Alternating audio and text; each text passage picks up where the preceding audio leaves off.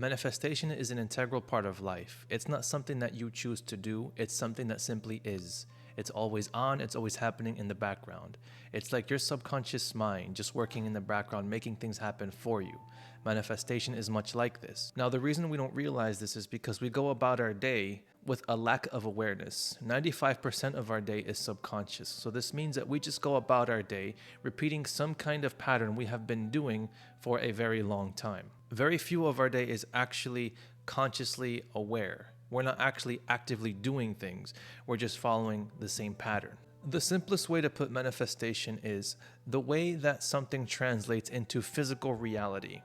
Manifestation, something that you can feel and experience. It is the result of your thinking, your emotions, your habitual thoughts, and how they come down into this physical reality. The word manifest has a root word with manos or mano in Spanish, which means hand. Something that you can experience, something that you can touch, or something that comes into fruition, something tangible. Now, this comes from the way that we think and the way that we feel. If we think something about ourselves, let's say you think that you're not good for anything, this manifests ultimately in you not accomplishing what you set out to do, because your mind will always think that you are not good enough because that's what you are saying, whether this is something that happens intrinsically or happened as a result of someone telling you from the outside that you are not good enough. This happens with every single thought you have. This happens with any idea that you may have. It manifests into something physical that you can experience and do and partake in. Manifestation is not something that's exclusive to New Age or spirituality. It is something that simply is. Now, in the Bible, it has different language, and everywhere you go, it has a different way of explaining itself. Some people know it as the law of cause and effect, meaning when something happens, something else happens. So you have a thought that causes you to feel a certain way, so there is an effect that happens as a result. The Bible calls this reaping and sowing. Your seeds are the thought, and then as they mature and grow up, they become physical things that eventually manifest into something in your life. So you can't simply say, I'm going to manifest now, because this is not how it works. It is something that's always on, always happening. It's like you breathing. Every single thought you have manifests into something. Who you are is expressed outwardly. Every single impression that you have within yourself is expressed outwardly. So the reason I use the Bible so much to explain manifestation is because I don't look at the Bible like most people do. I follow more of a mystical tradition of the Bible, where I see the Bible allegorically, symbolically, and metaphorically. Now, for me, it's more important to look at the message the Bible is telling you on a deeper level, not so much the superficialities of what has happened or the historical context of things. Those things may be important to some extent, but it's what applies to you and what you can take away that is most important when it comes to the Bible. The Bible is a story about you. It's about your psychology and transforming yourself, renewing yourself, and being in touch with God, which is the highest thing you can achieve in your life. True spirituality is changing yourself, and as a result, changing your environment. If you think about what spirituality actually means, it means harnessing spirit, harnessing something else, something you cannot touch physically. And what are some things you cannot touch physically? This would be thoughts, ideas, and beliefs. So it's all about managing those, disciplining those, so that you can change your reality. God is a spirit, and he creates matter. So what came first? It was spirit that created matter. And in John chapter 1 and verse 1, it says, "In the beginning was the Word, and the Word was with God, and the Word was God." Now, God's Word is simply consciousness. It is consciousness itself that creates. You have a consciousness, and this is what I extract from the Bible and bring to everyone here. It's more so the mystical interpretation of harnessing and disciplining your mind, your thoughts, and your beliefs, changing your consciousness itself in order for you to create what you would like. On this channel, I help people overcome their past limiting beliefs in order to create the life that they want. I do this by applying ancient stories, myths, and allegories in a very individual way. Now, there are some basics to manifestation. If you want to manifest it very well, you have to change the way that you think. Typically, we think in terms of past, present, and future. Our sense of time has to change to the present moment because our mind actually does not know what the future and the past is. It has a concept of time, but our mind is always in the present moment. This is the language that it speaks. So for example, I mentioned that 95% of your day is subconscious. So you're playing off of something from the past. Now, this means that you're not present. You're bringing the past here. So essentially, when you are not present, when you're not in this moment, you're playing off of something that existed before. So you're just repeating your past on a loop. And this happens indefinitely until you actively do something to change it. So now, some people, what they do is they go about their day doing the same thing every single day, following this same pattern. So for example, if you got back from work and you said, I want to take a shower, I want to cook, and I want to go to the gym, and you don't normally do those things, you have to make a strong conscious effort to do these things. If not, you will follow the same pattern you always have done. So if every day you get back from work and you sit on the couch for an hour and you scroll on your phone, that is what you're going to do subconsciously unless you actively change it. You may have plans to shower, cook, or go to the gym, but then this never gets done because you just do the same exact thing, and this happens for you automatically. Now, you may have heard that being present and being conscious is the way to go. Now, the reason why it's so important is because when you are present, you are consciously aware. And so, as I mentioned earlier, consciousness created reality, the consciousness of God. So when you are unconsciously doing things, you're not creating anymore. You are simply following an old pattern. You're following what someone has told you. You're simply following what used to be. You are not active. You are not actively creating. You are not conscious. So this is the groundwork of manifestation, being present in the now and understanding that this is the only way your mind understands things. And notice how when you speak to yourself, when you are feeling an emotion, you usually say, I am, and then whatever you're feeling. Or when you have a negative belief about yourself, it's always, I am this thing, I am that. I am ugly, I am no good, I am good for nothing, and the list goes on and on. It's always present tense. And emotions hurt so much because of this present tense language that we speak on. We speak very emotionally present tense. But when it comes to manifesting or trying to motivate ourselves, we speak in a different way. We usually say, I am going to be better. I am going to be this, that. I am going to be good one day.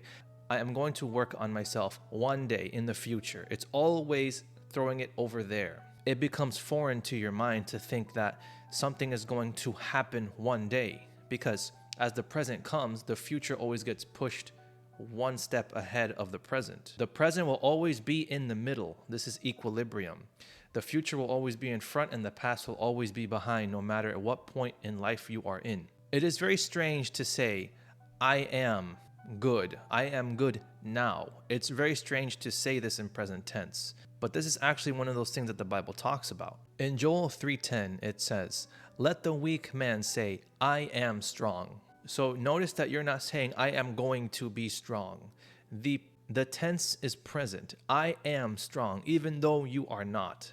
And this may not make sense to us, having our concept of time, but it makes sense to your mind, because when you say, I am strong, the feeling is felt immediately, and this is what you want. It's always present tense. And this is just the way the mind grabs onto the way that you speak. It is different. And once you understand the differences in how you think and how your mind understands things, you can better take your life into your own hands. Now, we are programmed as little children from the time we are very young to be a certain way. So whatever we are brought up thinking, this is what we carry into our adulthood. If we are told terrible things, if we have a very toxic childhood, very traumatic childhood, then this can affect us into our adulthood. If you have been surrounded by parents or some kind of caregiver or people in general who have told you you're not good enough, that you're garbage, that you're a terrible person, this is what you end up believing for yourself and taking into adulthood. So ultimately, you will manifest that in your life unless you do something to change it. This can seem like your childhood has the main influence on your life, and it can feel like just because you had a terrible upbringing, you will have a terrible life as an adult. But this is not the case at all. The way we interpret life is generally like this. If you had a bad upbringing, you're going to have a bad life. We may think that if we had a better upbringing, we would have a better life. And to some extent, this is true, but it can be the opposite as well. It depends on what we think and how we believe about how we were brought up. That matters as well. But what happens is when we're children, we are in theta wave brain pattern. This one is associated with learning. So when we are from the ages of 1 to 7, we are soaking up the world around us, soaking in information. So this comes in the form of ideas and beliefs as well. So whatever we're told just ends up being absorbed by us. And this becomes our programming that we put on repeat in the future. So whatever we're told during this time, or whatever we come up with ourselves, whatever belief we conceptualize, ends up cementing by the time we're 7. There's a period of time where our mind is open, and around the age of 7 is when it closes. So after theta, after the age of 7, we actually enter into beta wave brain pattern. Now, this is our conscious awareness, our everyday waking consciousness. It's not conducive to learning anymore. It's not conducive to memorizing anymore as much. It is simply going off of a previous program. And this is the only reason why, at a young age, we end up keeping those ideas and beliefs until we are adults, because at some point it closes. Now, for some people, this ends up staying like this. But just because our brainwave closes and then we go from one state to another doesn't mean that we can't go back and change it. So if you had a hard upbringing, if you had some ideas and beliefs that don't serve you, that only exist to make you feel bad, then it's important to understand that there is something you can do to change about it. What makes it difficult is the lack of understanding. It's extremely difficult to think that this is the life that you have and that there's nothing you can do. But in reality, there is a lot you can do, and it comes with changing yourself. And if you're manifesting a life of pain, emotional, physically, on any level imaginable, then it's important to change your concept of yourself, your concept of the world around you. Both of them go hand in hand. And this is why in Matthew 18 and verse 3, it says, "Verily I say unto you, except ye be converted and become as little children, ye shall not enter the kingdom of heaven." What it's saying here is you have to go back to that brainwave pattern. And the way that you do this is by meditating. This is the creative workshop. This is where you put in work to manifest and change who you are, to then manifest the life that you want. It is fruitless to try and manifest. Manifest is not a thing that you try to do. What you are doing essentially is changing your concept of yourself and changing the concept of the world around you. Because as you change your concept, you change your outside world as well. If you go from I'm no good, I'm garbage, to I am great, I can accomplish anything, then you will go out and accomplish the things you would like to do. So you're essentially only changing yourself. So the way you do this is by meditating. In your everyday life, you're in beta wave brain pattern. Now, when you sit down and you are more calm, in a more calm state, you enter into alpha brainwave pattern. This is a more relaxed, meditative state. And we go into these states naturally in our waking life and when we go through sleep as well. So we go from beta to alpha when we're watching TV, for example. When we're really absorbed in the show, you may notice that everything else around you kind of shuts out. Somebody can ask you a question and then you say, "I'm sorry, what did you say?" And you look over and you didn't hear what they said because you were very focused. And that's what that is. You went from beta to alpha, a little bit more suggestible. Your brain is more relaxed. You also enter this state when you are driving or reading, when you're doing things that are quote unquote mindless, where you're just on autopilot, so to speak. Now, for you to enter into theta, that is a deeper level of meditation. This happens naturally as you are drifting off into sleep. So when you are trying to go to sleep, when you are laying down, when you relax, you go from beta to alpha to theta and then delta, which is the deepest part of sleep you can reach. So these states are natural and we go through them in our waking life, but mostly as we go to sleep. So when you enter into meditation and you relax yourself, you are entering into alpha at least. What you want to do is train yourself to go into theta wave brain pattern, to change yourself and your beliefs, because you become more suggestible to change. And I also want to emphasize that manifesting is not about being happy all the time. It's not about trying to be positive or taking out the negativity, because being a human means that you go through negative experience and positive ones. It's about consolidating them and integrating them together. Now, there's a difference between the law of assumption and the law of attraction. I lean more towards the law of assumption. The law of attraction emphasizes lots of positive feelings, which is a good thing. But you cannot simply turn off your negative thoughts just because you want to. But what you can do is you can play with your thoughts and beliefs a little bit more than you realize. Lots of people think that if you have negative emotions, you cannot manifest, or you will manifest only something that is bad for you. But what matters more than your actual emotions is how you feel about your emotions themselves. So the Bible plays a big role in manifestation and understanding everything, because the Bible is just a big book about your psychology and how to harness your spirituality, how to transform your mind, how to renew your mind and change the way that you think. It teaches you how to go from thinking like a regular human to thinking like an extraordinary human being, or more spiritual. How to have your thoughts and your mind under your control so that you can control your external circumstances. And this is the secret the Bible has been trying to tell people. But it's just that we have a different way of understanding it generally. In Mark chapter 11 and verse 24 it says, "Therefore I say unto you, what things soever ye desire, when ye pray, believe that ye receive them, and ye shall have them." What it's saying is, when you ask for something, you are not literally asking, and you're not saying, "Can I have this thing?" You are declaring it. You are saying, "I have this." You have it now. It says, believe that you have received that thing already, and then you will have it.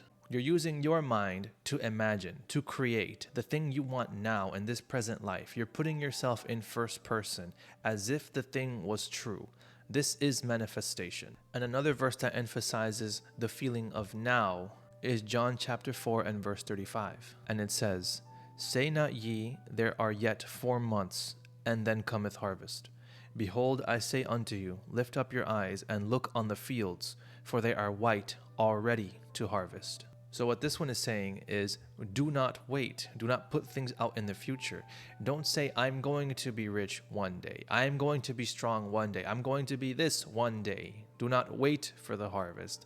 The harvest is now. You're going to bring the future here to the present, just like you bring the past into the present. Whenever we ruminate on the past, we're bringing the past here, and we can also bring the future here.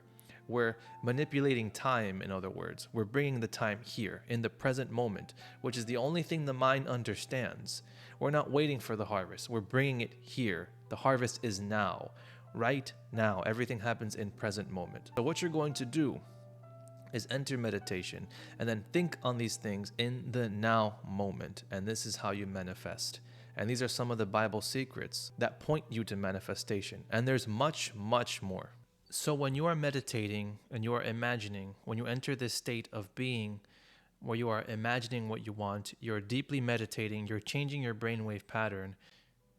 In a sense, you are creating a figment of your own imagination.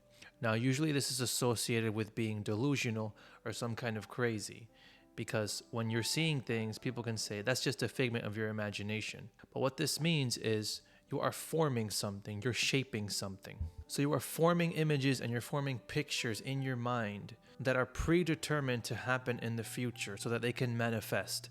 This is essentially what you are doing when you're imagining. The root word figment comes from the Latin verb fingere. It's almost like the word finger, which is very similar to manifest. A finger is a form of a hand. As I mentioned earlier, manifest has a root word in manus, or hand. So your imagination comes very close to manifesting. And then as we break this down even further, we can break figment into 2 parts. Fig, the fruit, and then ment. Now in the Bible, fig fruit is a sacred fruit. And the reason this is because fruits blossom from the inside out. So this fruit is telling you a secret. And this is why this fruit is so sacred. Life is created inside out, from your mind outward, not outside in. In Proverbs chapter 27 and verse 18, it says, "Whoso keepeth the fig tree shall eat the fruit thereof." This is just saying that when you imagine and you keep with that idea, eventually that will come into fruition. This is the fruit that will come. The fruit comes from inside and it will blossom inside of you and show itself outwardly. And here is the big giveaway, figment. So fig, the first part, can be related to the fruit, and then ment means mind. So there is the connection. It has everything to do with you on multiple levels. You are changing yourself and changing the way that you believe and the way that you think. You're not trying to make anything happen. You're not trying to force anything to happen outside of you. You're just changing yourself and your concept of yourself. You're changing the way your mind works. And once you change the way your mind works, you change your outside circumstances. Now, there is a somewhat obscure Disney movie that I think about a lot when it comes to manifesting, believing, and overall having to do with faith or spirituality and even magic. And this is the movie Onward. If you haven't seen the movie Onward, go watch it and look at the symbols and look at what it's trying to tell you.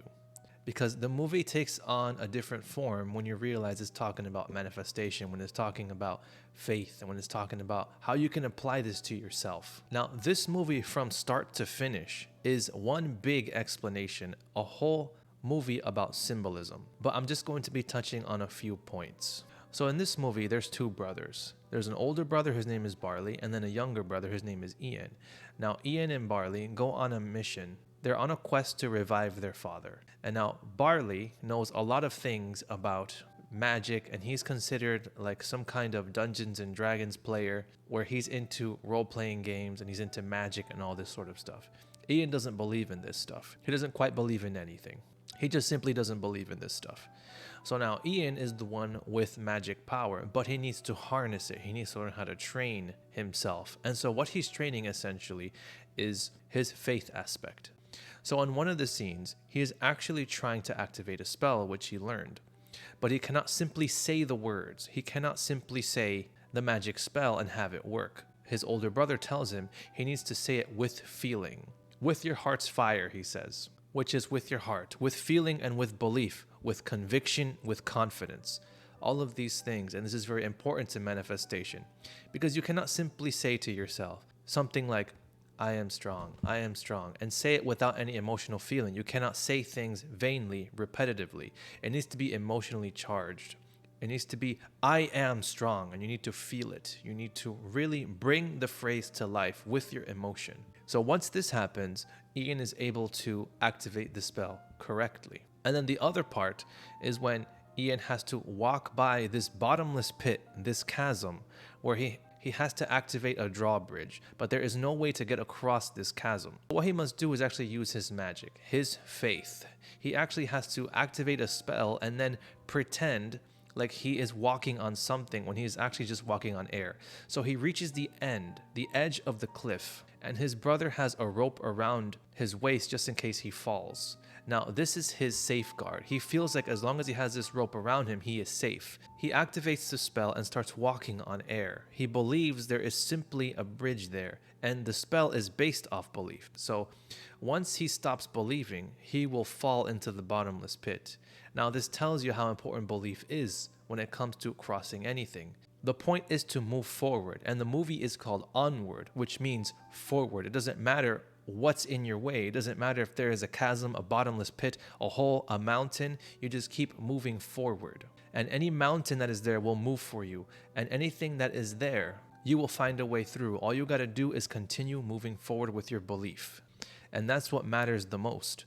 During his walk, as he made it halfway there, the rope actually fell off of his waist, and he was walking with pure belief, walking in faith, so to speak. And this is big in the Bible. We don't walk by sight, we walk by faith. There's two kinds of sight we have.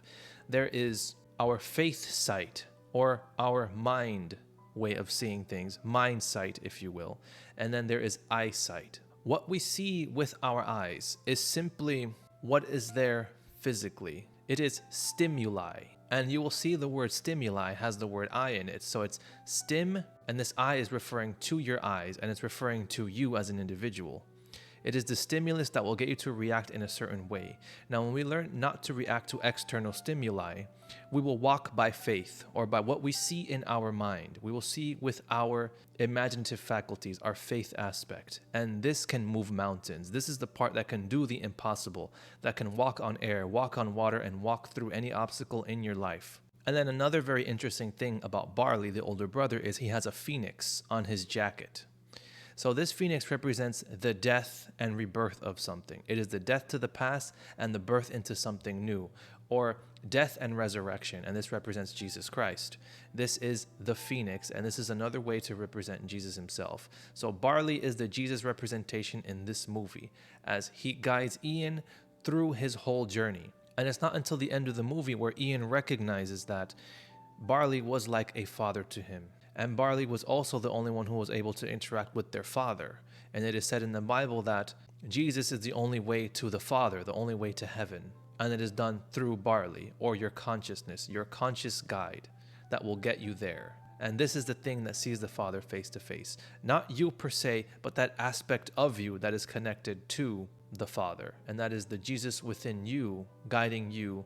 But the whole movie is very interesting. I mean, the fact that they're looking for the Phoenix gem is another big symbolic thing, because it's the Phoenix gem, again, having to do with death and rebirth. Phoenix gem is the thing that activates the staff in the movie. So without a Phoenix gem, you cannot properly use magic.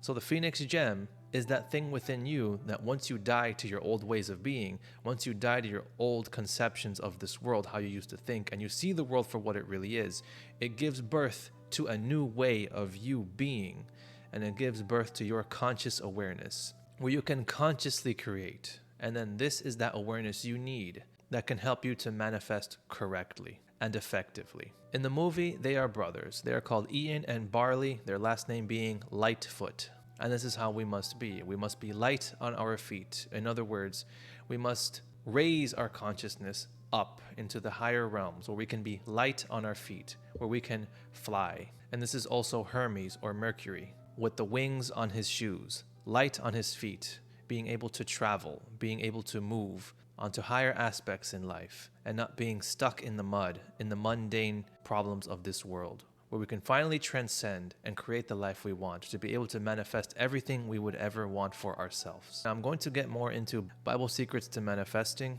in more depth in the future, but I'll just end it here, just lay down the groundwork on manifestation. If you guys have any questions, feel free to comment in the comment section below, like this video, and subscribe so you can get more content like this. And as always, thank you guys for watching, and I'll see you guys in the next one.